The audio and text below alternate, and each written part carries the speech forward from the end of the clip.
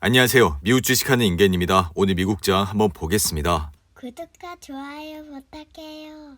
오늘 시장은 이번 주 잇따라 공개되는 고용 지표를 소화하면서 3대 지수는 혼조세로 마감했습니다. 우선 3대 지수는 장 초반 상승을 하는 모습을 나타냈는데 시장은 다음 주 페드의 12월 FOMC 정례 회의 개최를 앞두고 이번 주 공개되는 고용 지표와 경제 지표들을 주목하고 있다 할 수 있죠. 이에 5주 연속 이어진 미국 주식의 랠리는 전날 고점 부담 등에 따라 이날은 숨고르기 장세로 마감을 했는데 이에 따라 시장의 연말 산타 랠리 여부에 여파를 미칠 촉매제를 한층 더 신중하게 살피고 있다 할 수 있습니다. 한편 이날 공개된 미국의 10월 채용 공고는 2년 반 만에 최저치로 떨어져 노동시장 냉각 조짐을 재확인시켰고 미 노동부의 10월 9일 이직 보고서에 따르면 신규 채용 공고 건수는 873만 건으로 전년 대비 61만 건 감소되는 모습을 나타냈죠. 이에 이 같은 수치는 2021년 초 이후 최저치를 기록하면서 구직자 1인당 일자리도 약 1.3개까지 줄어드는 모습을 나타냈는데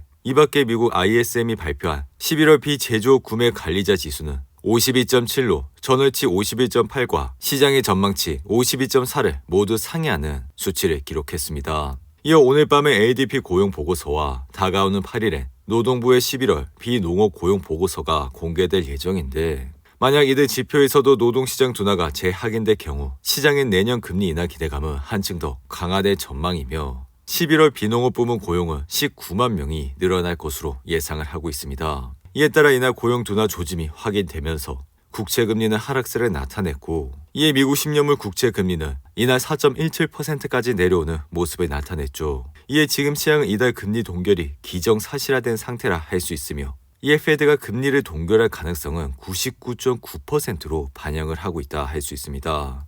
게다가 내년 1월까지 동결을 지속할 것이라는 전망도 85%를 웃돌고 있으며 이후 내년 3월 그리고 내년 5월에 금리를 25bp 이상 인하할 가능성은 60%가 넘는 수치라 할 수 있는데 한편 미국 주식을 하시다 보면 12월은 통상 전반 월에는 보합세를 보였지만 15일부터 후반엔 급등을 하는 경향이 있다 할 수 있는데 하지만 개인적인 생각은 이미 한 달간 경이적인 상승을 했기 때문에 그 이후 상승을 위한 휴식 시간이 필요할 수 있다 생각이 들며 이미 많은 좋은 소식들이 가격에 반영이 되어 있고 게다가 지금 시장은 하방 위험을 거의 느끼지 못하고 있기 때문에 시장은 오히려 작은 실망에도 흔들릴 수 있다 생각이 듭니다. 하지만 여전히 거시적 여건은 당분간 상대적으로 양호하다 할 수 있으며 이러한 상황에서 다음 주 열리는 FOMC를 통해 페드가 내놓는 점도표와 성명서에 내년에는 인하할 수 있는 신호를 주게 된다면 다시 한번 시장의 분위기는 달라질 수 있다 생각이 듭니다.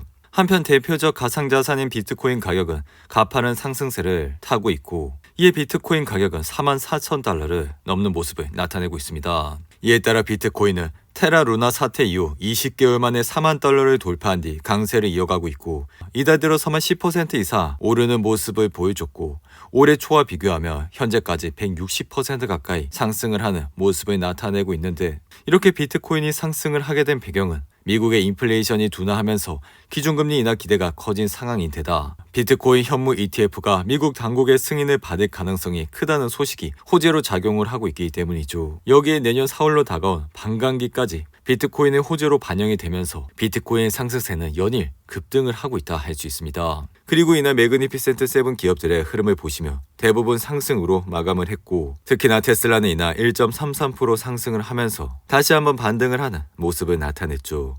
테슬라가 지난 11월 30일에 내놓은 사이버 트럭에 대한 시장이 보일 수 있는 최선의 반응은 괜찮다라는 것뿐이며 이에 배럴스는 최근 보고서에서 가격이 조금 비싸고 기대했던 것만큼 주행거리가 길지 않아 가장 저렴한 버전은 내후년까지 출시되지 않을 것이라 지적했습니다. 이어 테슬라의 강세론자인 댄 아이브스 역시 사이버 트럭의 가격이 자신의 예상과 거의 일치하지만 이것이 내년에 테슬라에 재무적으로 큰 영향을 미치지 못할 것이라 예상을 하면서 테슬라의 목표 주가를 310달러로 제시했습니다. 이어 테슬라는 지난 10월 30일 주가는 4% 이상 하락을 하면서 197달러까지 내려갔지만 이후 반등을 하면서 현재 주가까지 올라왔다 할 수 있는데 이에 이 같은 상승세는 사이버 트럭에 대한 출시 기대감에 주가는 올라왔다 할 수 있으며 하지만 출시 이후 테슬라의 주가는 3일 연속 하락세를 나타냈다 할 수 있죠. 한편 테슬라는 최근 실적 발표에서도 시장 예상치를 하회하면서 주가는 10% 가까이 떨어졌고 지난 1분기 실적과 2분기 실적에서도 그와 유사한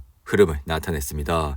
이에 따라 테슬라는 다가오는 1월 4분기 실적이 주가에 매우 중요한 영향을 미치고 있다 할 수 있죠. 그리고 엔비디아는 이날 2.33% 상승하며 주가는 465달러에서 흐름을 이어가고 있는데 엔비디아의 주가는 올해 들어 3배가량 오르면서 내부자들은 차익 실현에 나섰고 이에 따라 경영진들이 줄줄이 자사주를 매각하면서 엔비디아 주가의 고점 논란이 재점화되고 있다 할 수 있습니다. 이에 엔비디아 임원과 이사들은 지난달 엔비디아 주식 37만 주, 1억 8천만 달러 상당을 처분했거나 매도할 의사가 있다는 내용이 담긴 서류를 미국 SEC에 제출했고 만약 이들이 SEC에 제출한 보고서에 기재된 대로 주식을 처분했다면 이는 지난 6년간 엔비디아 자사주 매도주 달러 가치 기준으로 최대 규모라 할 수 있습니다. 게다가 엔비디아는 지난 8월 젠스당 CEO 역시 엔비디아 주식을 매각해 주가는 단번에 410달러까지 내려왔고 이번에도 주가의 흐름 역시 유사한 모습을 나타내고 있어 만약 앞으로 엔비디아의 매출 성장세가 기대보다 느리고 회사의 전망보다 낮다면 주가는 다시 한번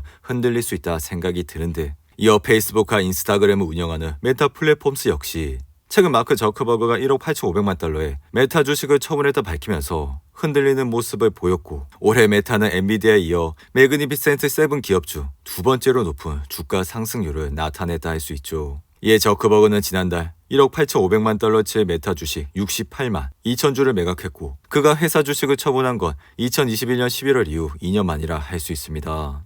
이에 저커버그는 지난 10년 동안 매년 메타 주식을 일부 매각해왔지만 작년에는 한 주도 팔지 않았는데 이는 지난해 메타가 2012년 상장한 이후 최악의 실적을 기록하면서 주가 역시 폭락을 했기 때문이죠. 이에 메타의 주가는 작년 11월 88달러까지 내려왔는데 하지만 올해 들어선 예상치를 웃도는 호실적을 나타내며 1년 만에 저점 대비 3배 가까이 오르는 모습을 나타냈죠. 이어 이날 주식시장의 피어앤그리드 지수는 67로 마감을 하면서 시장은 점점 더 과열되고 있는 모습을 나타내고 있고 이날 애플의 주가는 2.11% 상승하며 다시 한번 시총 3조 달러를 넘는 모습을 나타냈죠. 이에 애플은 지난달 초 분기 실적을 발표한 이후 9%가 넘는 랠리를 펼쳤고 11월 매그니피센트 기업 중에서도 뛰어난 상승세를 나타내고 있다 할 수 있는데 덩달아 애플은 최근 뱅크 오브 아메리카가 2024년 1분기에 앱스토어 매출이 현재까지 11% 이상 증가했다고 밝히면서 주가의 상승세를 이어가고 있다 할 수 있습니다.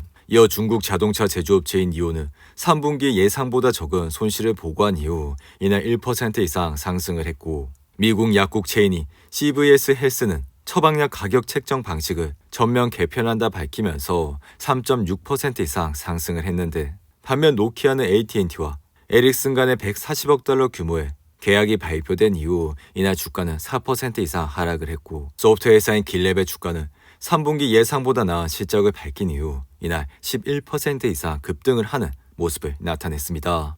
오늘도 8분이 넘는 긴 영상 끝까지 시청해 주셔서 감사하고요. 가시기 전에 구독과 좋아요 잊지 마시고 그럼 저는 다음 영상에서 찾아뵙겠습니다. 감사합니다.